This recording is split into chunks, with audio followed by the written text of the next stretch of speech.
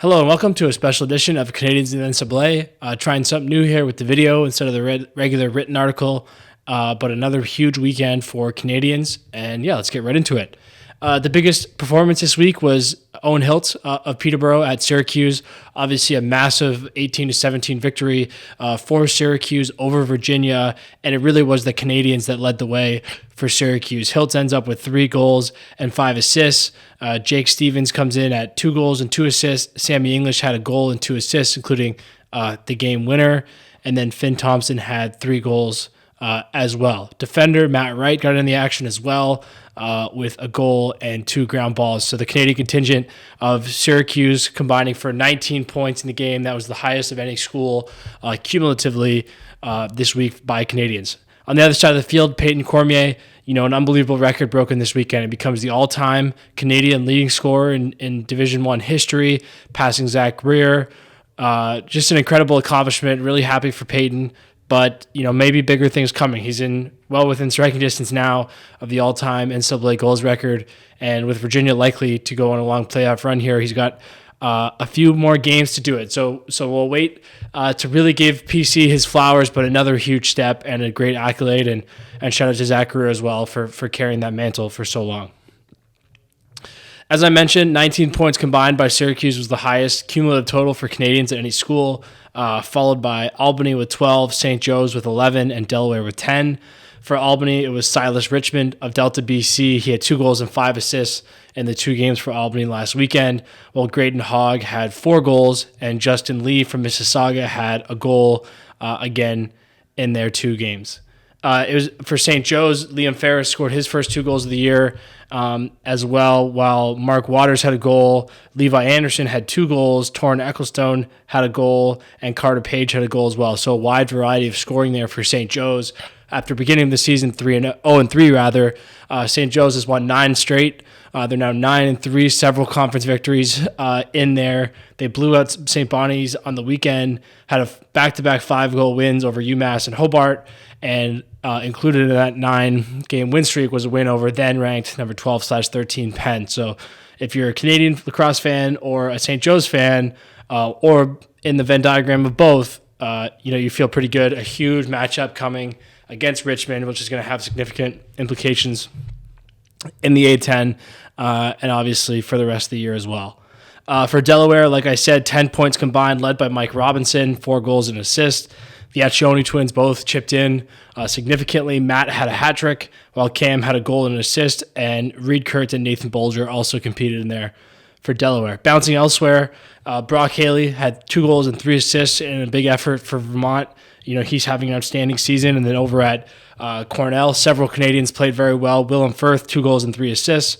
And Andy Dalton scored twice as well for the Big Red in a big win over Harvard. Rory Graham doing some nice work on the power play as well. And Jack Falls playing a stout defense as always. A big Canadian contingent at Cornell, as has been tradition throughout the years. Curtis, Ontario native Dante Koulis for Rutgers had a huge game, 4 goals for the Scarlet Knights in Big Ten play. Rutgers, a tough out. They always are, and they are again once again this year. And Koulis has been a big part of that.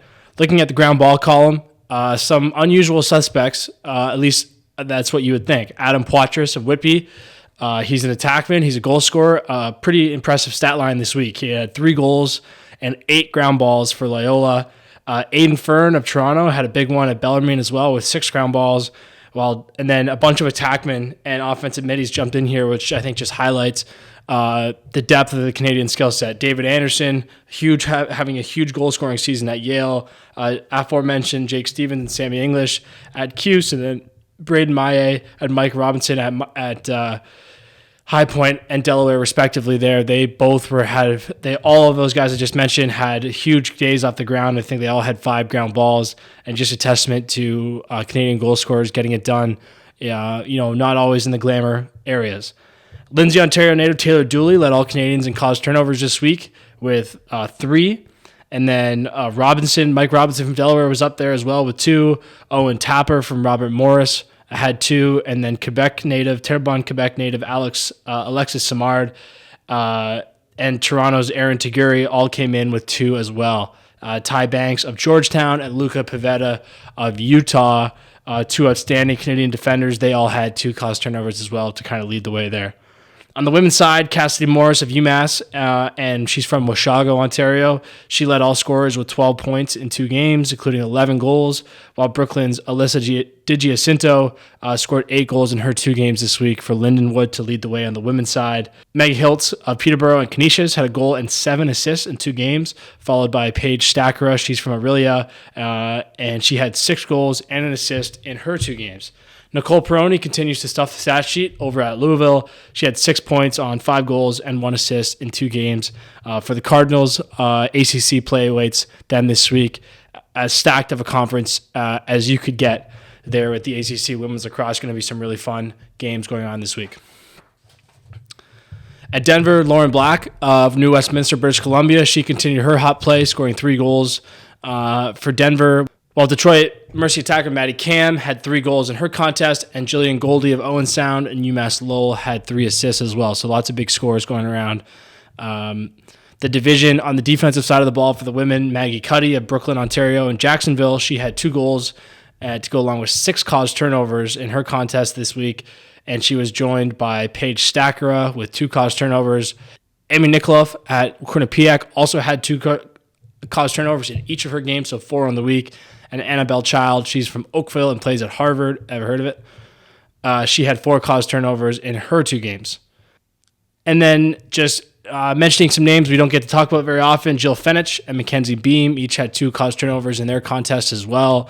A very deep weekend for the Canadiens, maybe not as big as some on the scoring column, but again, the men and women on both sides of the division showing that Canadians have really a diverse skill set and can get it done in multiple ways. So huge contributions from the very top 5 contests all the way throughout the division. Canadians getting it done as always, efficient, tough play, and it's been really fun to watch. And as we come up to playoff season, I think the ACC playoffs get going this week and Big Ten as well, and then the rest of the conference tournaments will be a week from this weekend.